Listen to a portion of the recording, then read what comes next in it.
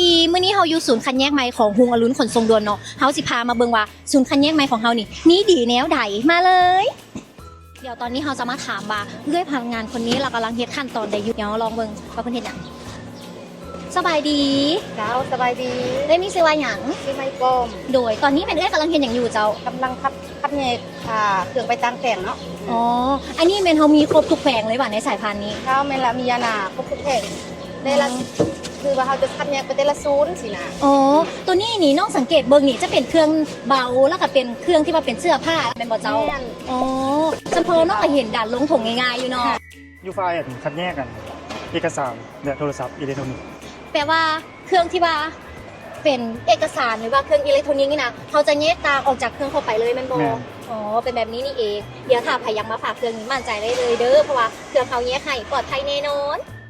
สบายดี สบายดี โดยขอถามแนนชื่อหยัง สุขสันต์ โดยตอนนี้แมันเฮ็ดอยู่ขั้นตอนใดเจ้า กำลังแพ็คเครื่องใหญ่ออกต่างแข่ง อ๋อแพ็คเครื่องใหญ่ออกตามแผง อืม ก็คือเครื่องใหญ่นี่เขาจะมาแพ็คตางทรงตางเป็นหมดเจ้า อืม ถ้าใครที่ว่าของใจเกี่ยวกับการฝากเครื่องใหญ่แล้วสิเป็นจังไดสิปลอดภัยโบสิฮอดปลายทางโบแนวใดมั่นใจได้เลยเด้อเพราะว่าเขาแยกไว้ให้แล้ว